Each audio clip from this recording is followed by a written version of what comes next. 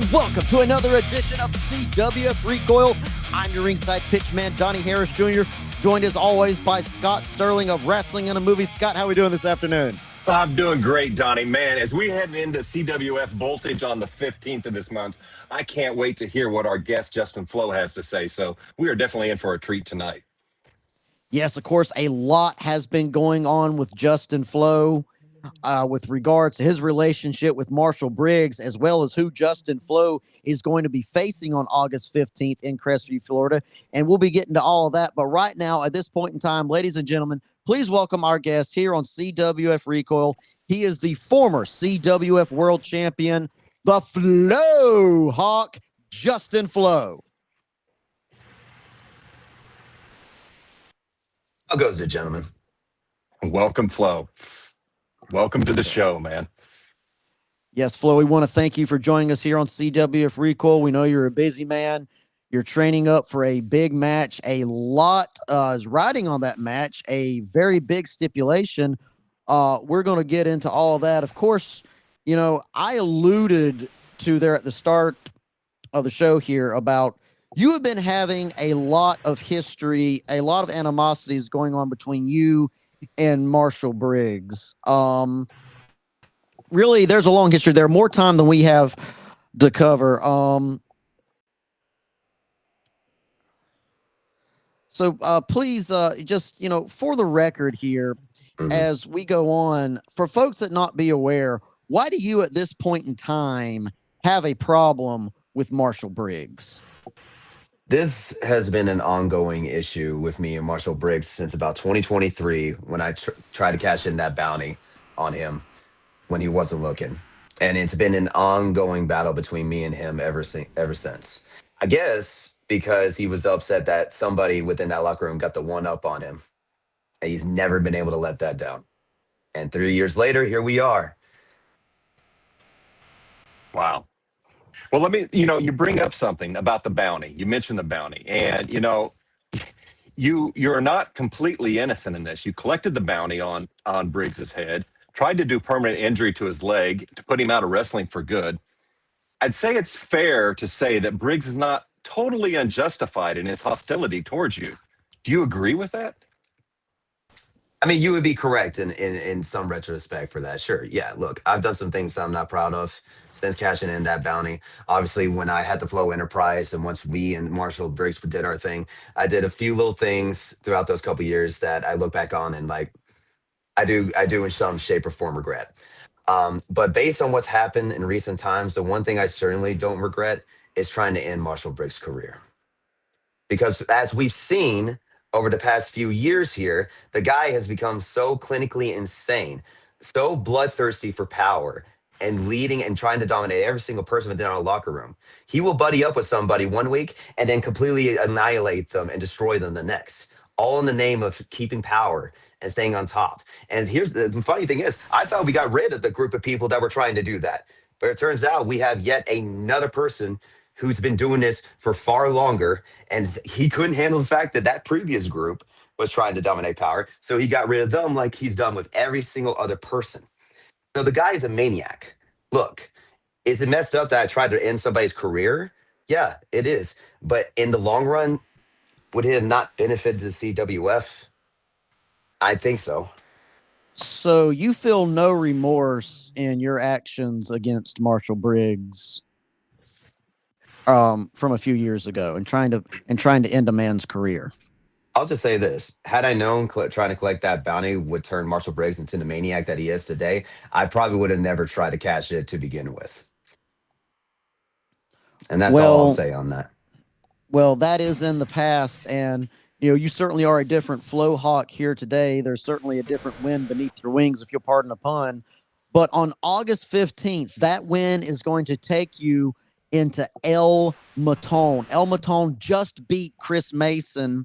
Are you ready to take on a force that was able to overcome the Southern Brute? And can you live with the consequences that if you lose to El Matón, you will never get another shot at the CWF World Championship so long as you compete here in the CWF? I think I have no choice but to win, Johnny. It's literally a matter of winning or never being able to be on top of the CWF ever again. Look, my thirst for being on top and staying on top died a while back. Not because that I don't want to be on the top, but the fact that I was so blood hungry and so bloodthirsty to the point where I was almost just like Marshall Briggs and that I didn't want to let it go. I got humbled by having to defend that belt twice in one night, and then I lost the second time around. And ever since then, I've been steadily climbing and going on a roller coaster, up and down, up and down, up and down, facing every single person that he's thrown at me. And I've been able to get back up and keep on going. And look, I am no stranger to big, giant monsters in the ring. Have faced several of them over the past 6.5 years of my wrestling career. So El Matan, he is a massive monster. The fact that anybody could live the Southern Brute the way he did with ease is no easy feat. I'm not taking him lightly by any stretch of the word, but I have to win this. Justin Fleaux has to win this. The one who rocks the Flow Hawk has to win this. I have to make it to proving ground to reclaim that championship away from the hands of the maniacal tyrant that is Marshall Briggs. And if I have to go through that giant monster to do it in a David Goliath type situation and spike his head in the middle of that ring once and for all, and then continue my journey and finally get back to that CWF title picture and end Marshall Briggs' reign, I will by any means necessary. You definitely are going to have your work cut out for you, and you know what's at stake. And I can definitely hear the passion and the drive in your voice. And I want to bring up something that also might bring up past memories. Last year, you were scheduled to have a rematch with KC Navarro, and let me just add, KC Navarro is coming to Crestview at CWF on August 15th in Crestview. So definitely. But anyway, KC Navarro was injured and you didn't get your rematch. Never did. Here we are now. KC Navarro's coming back. You're not in this picture at all. Why do you think that is? And what are your plans? What is the Flow Hawks plans moving into Panther Brawl on September 5th and then on to Proving Ground on September 26th? Look, I got nothing but absolute 100% respect for Casey Navarro. And let's be real here. As much as it may disdain me that he got an instant shot to the top, he is warranted a title rematch that he never got due to his injury. We never got another chance to get into that ring. And mind you, gentlemen, I had his head spiked in the middle of that ring, and I was this close to being yet another TNA talent, a high quality TNA talent now known as Casey Navarro, had I not gotten distracted. But that is in the past. We're talking about now. So once I take care of El Matan, do I understand that Casey Navarro is in my way to getting to the CWF title picture? Absolutely. Because whether he takes that off of Marshall Briggs' shoulders or not, Justin Fleaux is going to get that CWF championship, and nothing but respect to him because he gave me one of the greatest compliments I think I've gotten in my career yet after that match we had. After he saved me from that maniacal idiot that we won't talk about at this point in time. But I will digress on that situation. I got nothing but respect for Casey Navarro. I really do. He's a hell of a talent. We've had a hell of a match. I know we can have endless hell of matches, but this time there will be no distractions if we end up crossing each other's paths. And Justin Fleaux will get that W if it gets there. Now, we've been talking about... He said it before. Justin Fleaux, you're blessed, man. I can't wait to see you at TV.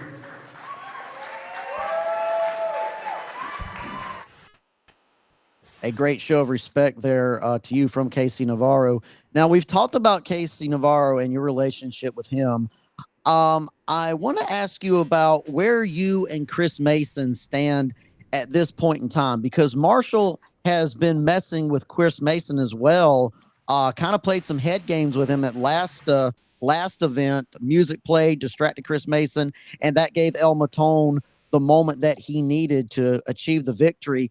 Last time before that, in their match, Marshall Briggs comes out and attacks the Southern Brute with a steel chair. You ran out there to his aid, and help him. Now, it's often said the enemy of my enemy is my friend. With that said, both of you have a similar goal in being the world champion. Now, the world championship is not a doubles title, but with that said, do you feel that there is a that there is a partnership there that you two could put aside your differences, your desire for the championship to try to take on Marshall Briggs in a two front war, or is it really just every man for himself? Well, you said it yourself well, Donnie, that the enemy of my enemy is my friend. And make no mistake about it, I don't look at Chris Mason as an enemy of mine. And I don't think we've ever been enemies as far as I can tell. And in fact, when I was running with the Flow Enterprise, I kind of slipped a little bit of money at Chris Mason back then to kind of help, back up the group a little bit a few years ago. So me and him have good connections. We're well known with each other. I've seen what he can do. And just like El Matan I was just talking about, the Southern Brute has been dominant before Hamilton even showed up. So I understand the type of strength. And here's the thing, me and Chris Mason go way back. We go further back before CWF. When I started my wrestling career, there was a wrestling promotion we wrestled at called Bad Boy Pro up in Hansville, Alabama. And that's where we crossed paths for the very first time. I knew from that moment when I saw him for the first time that dude had potential. And look where he is now 6 years later. He's easily, undoubtedly one of the top tier talents that CWF and the Cultural Wrestling Federation as a whole has to offer.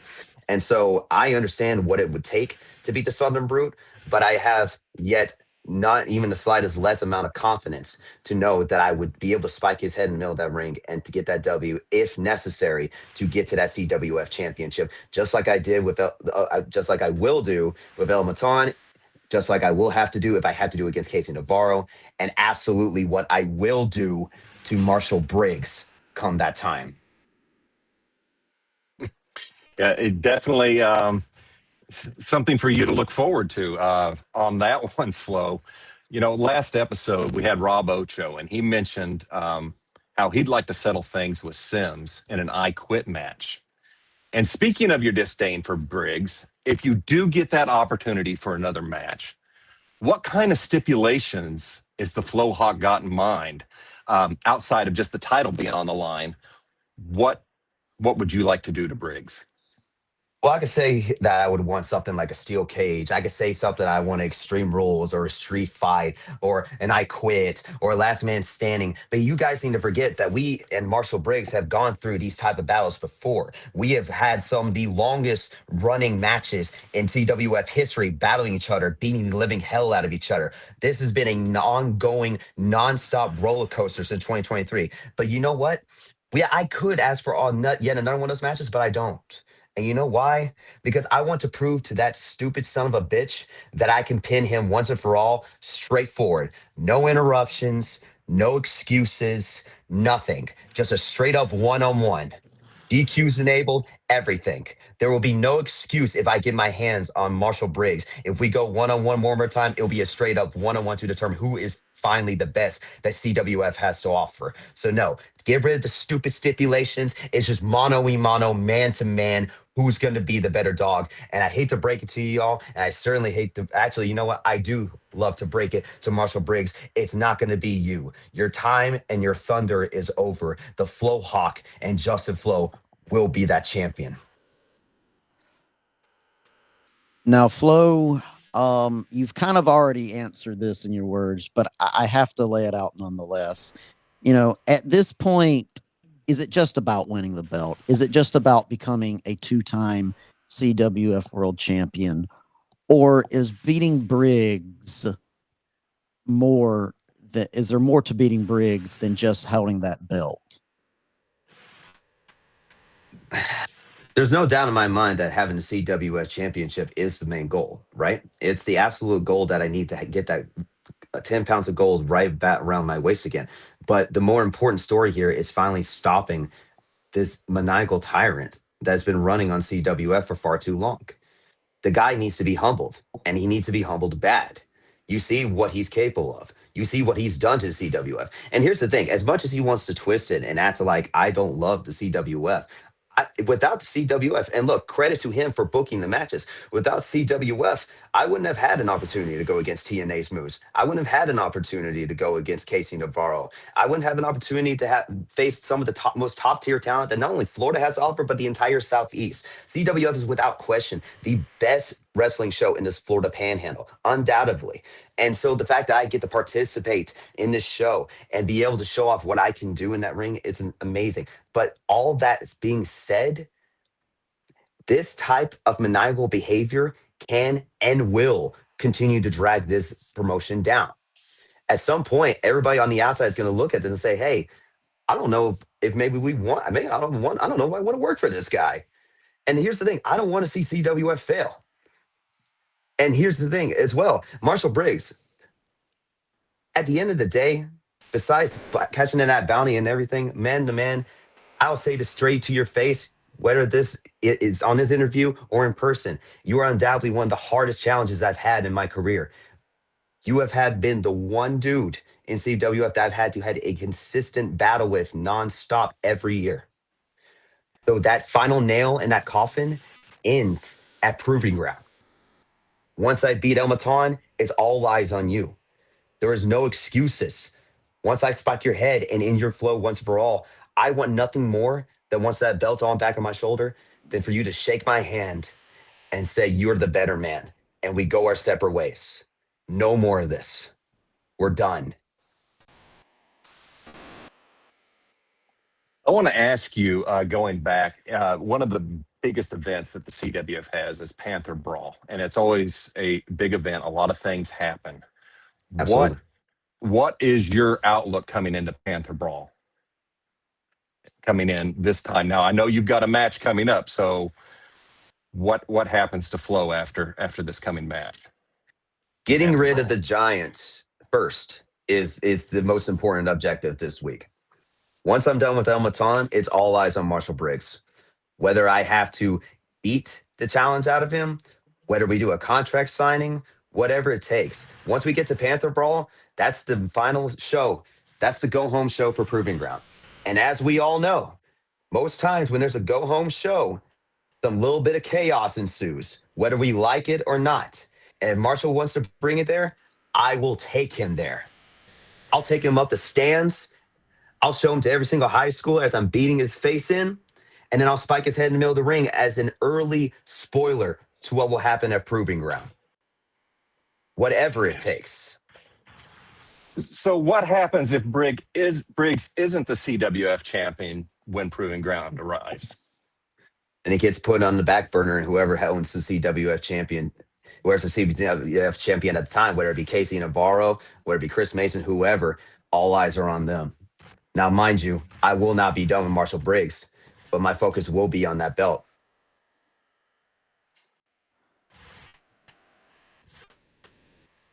And I'm looking at this preview video right now. And I could just imagine myself, me and Casey Navarro, one more time for that belt. I know he has it in him. The fact that he's come that close to beating a guy like Nick Namath and the rest of those talents in TNA, I know what I'm going up against with Casey Navarro. I am. But I am so damn confident in myself, especially after he complimented me the way I am, that I have no doubt in my mind that I could face him and this time get the job done. All right. Well, ladies and gentlemen, we will be back here at CWF Recoil after this short break.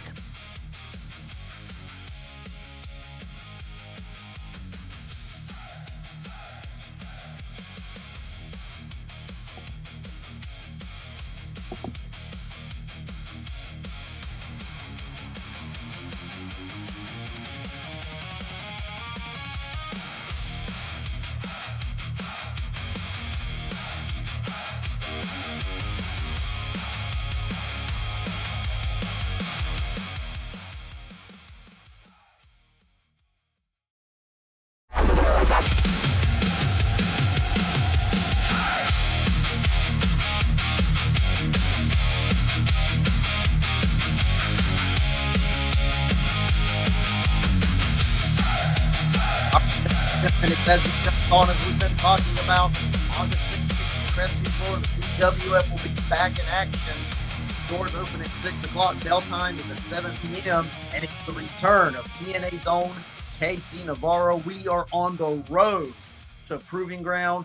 After Crestview, we will be stopping off at Milton High School September 5th for Panther Brawl. And then following that, September 26th, it is Proving Ground 7. And speaking of Proving Ground 7, now, Flo, you have defended the title in the main event of Proving Ground before against TNA's Moose, I might add. Mm-hmm. Now, we've been speculating a lot about you and Marshall Briggs and the title, but, as Scott was mentioning, what if someone else holds the title come Proving Ground? What if, say, Chris Mason is the champion heading into Proving Ground? The same result will happen as far as I'm concerned. Whether whoever it is going to be, whether it be Chris Mason, Casey Navarro, or Marshall Briggs, at the end of the day, Justin Flo is going to make it to the main event. And with the stipulations going on and the endless that I'm sure Marshall Briggs will continue to add upon me, I have no choice but to win that match. So if I got to go through David and Goliath part one next this Saturday in Crestview, and then David and Goliath part two at Proving Ground, I will. I know what the Thunder Brewer is capable of. I know what KC's capable of. I know what Marshall Briggs for sure is capable of.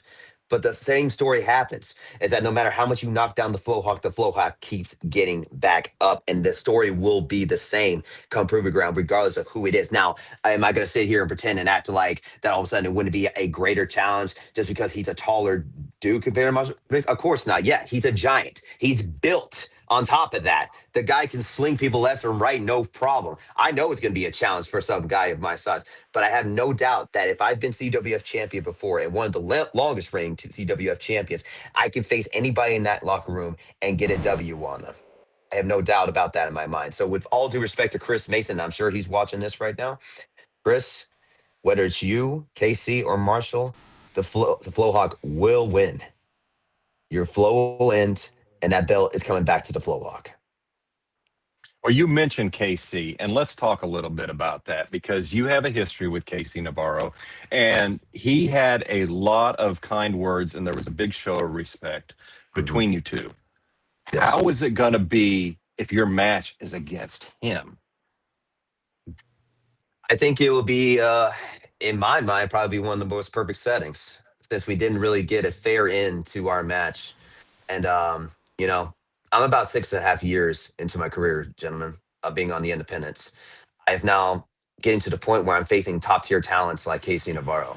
If I can rack another W on one of TNA's talents, I think there's no doubt that that call may be coming towards the Flow Hawks sooner rather than later. So for me, having a match against Casey Navarro is so much more than just someone I incredibly respect and us go mano a mano for a 10 pounds of gold. For me, it's the door in to the next step in the wrestling business for me. It's the door in to get notoriety to some of the bigger promotions, not just with TNA, but guys like the promotions like NWA and MLW, maybe AEW, New Japan, maybe the big WWE. We don't know. But I know for a fact that if I can compete against Casey Navarro, and I was this close to winning the last time we faced off each other. And I know he's gotten better. I've seen what he can do in TNA. The fact that he's gotten this close against guys like Nick Namath and where he's going at right now, I know he's gotten better. So I know the challenge is there. I am not taking Casey Navarro lightly in any way, shape, or form. I know we would have without the shadow of a doubt, one of the greatest matches in CWF history. And if I can get that W over a guy like Casey Navarro, I have no doubt in my mind that maybe, just maybe, the Flowhawks name might be on a calling card in a TNA episode one of these days. Yes. Now, Justin Flo, you mentioned doors. Another competitor that has really come back through the door here and made his presence known. Mhm. We mentioned him earlier, Rob Ocho. Rob Ocho is back, and much like you, he's out for blood. Not necessarily against Marshall Briggs, but against a man who you also have had issues with, Nathan Sims. What is your insight into what's going on between Sims and Ocho, and who do you see coming out on top when those two inevitably clash again? Well, who doesn't have problems with Nathan Sims at this point in time? Seems like the guy can't go a day, can't go a show without pitching a fit about how things are not fair, right? And yet here he is as a Division One champion, still acting like the pity patty little baby that he was even before holding that title belt. Look, with all due respect to Rob Ocho, and I'm happy to see him back. I'm happy to see Rob Ocho back after that back injury that he had. To see him come back full swing and beating Nathan Sims down was glorious to see at this last show I was at. And, you know, in a way, I kind of introduced Rob to a higher level when he was under my wing with the Flow Enterprise. And of course, inevitably, Marshall Briggs convinced him to turn on me and Jet Danger, and he joined the Enterprise. And as we saw, just a few months after that happened, we saw what happened. He was out for months and months and months, and then because then Sims came along and then that damaged him. And now, of course, Rob Ocho is out for blood, much like how I've been with Marshall Briggs. I get that sense. I get that feeling. So you know what? For me, for him turning his back on me, like while I can't necessarily forget that, I can forgive it for him being young and seeing the ways that the whole system has been working against guys like him and me. And so to see him come back full swing and go against Nathan Sims, I can't wait to see what he does to him, honestly. And I think everybody does. I think everybody here is a little bit tired of Nathan Sims' obnoxiousness. I don't know.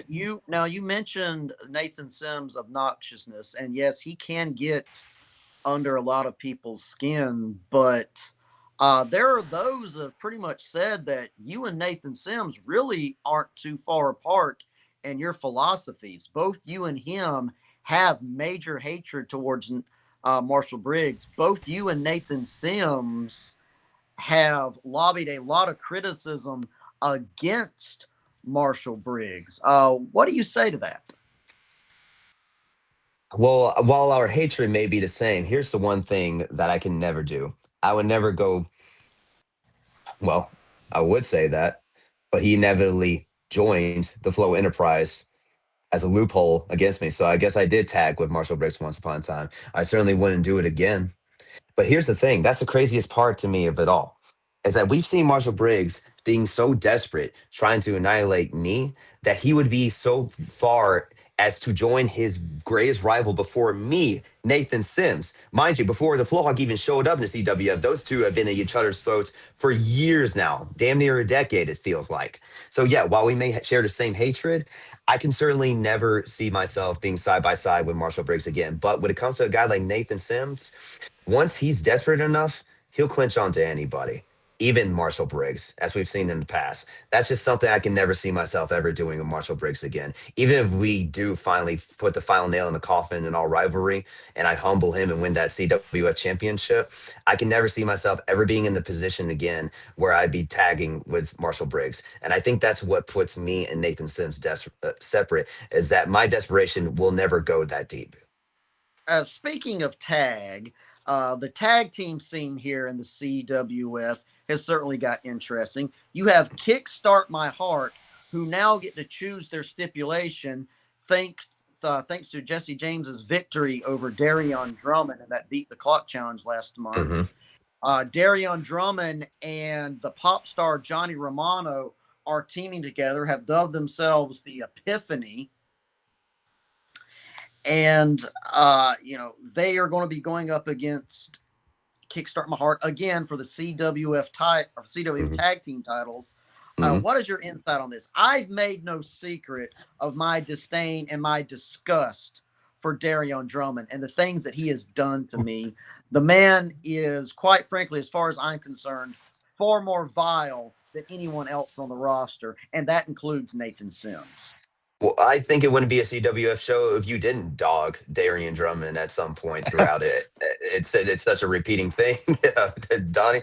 But look, I get your hatred for him, and I've seen while I've been dealing with my stuff, I have seen what has been going on between you and Darion, and of course Johnny Romano. And you know what? It like as crazy as it is, I am in some way like I think I respect Johnny a little bit more just because he got like a little edge to him now. Like, he's finally bumped up from being, beginning Britney Spears, and now he's starting to get towards shaved head Britney Spears a little bit. So he's starting to go a little wacko with it. So you know what? I give him props to that end. It should be a very interesting match. I'm looking very much forward to it because the guys they got to face, they're top tier talents too, man. Like CWF has some of the greatest top talents in that Florida Panhandle, without a doubt. I mean, we put on a show every single time we're out there, and I've enjoyed watching their matches going back and forth. It should be an interesting done.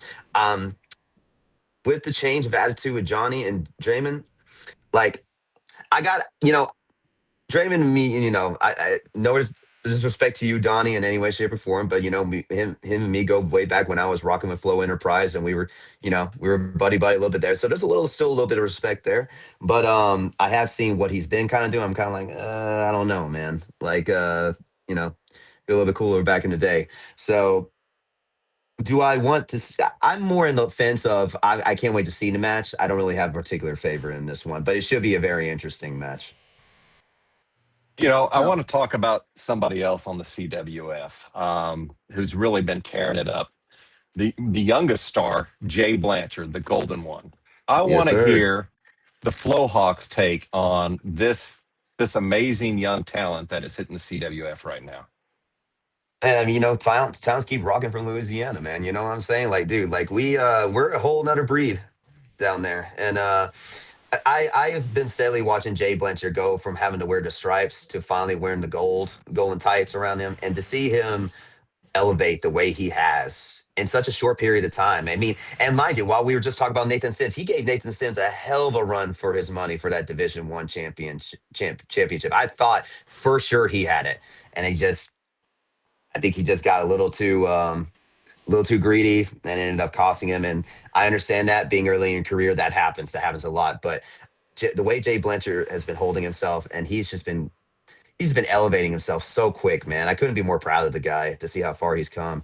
And I have no doubt that at some point, if I have that CWF championship, it probably won't be long before Jay Blanchard may be crawling his way and giving a title shot with me. Just having a good old fashioned fight between some two Baton Rouge boys ready to go at it, man. I'm looking forward to the challenge. And If we would Jay look is forward to listening- seeing it, sure. Yeah. Yeah. If All right, well, ladies and gentlemen, that's all the time we have for you on this edition of CWF Recoil. Of course, I want to thank Justin Fleaux for joining us. Do not forget, August 15th, CWF will be back in Crestview, Florida. Be sure to check us out on all social media pages. We're at the Crestview Community Center. Doors open at 6. Bell time is at 7 o'clock. As I said, be sure to check social media for all updates, including our next show following August 15th, September 5th, Panther Broughton Milton High School. And then back to Milton, Florida, Santa Rosa County Auditorium for Proving Ground 7. For Scott Sterling, Wrestling in a Movie, and the Fleaux Hawk Just Flow, I'm your inside Johnny Hurst.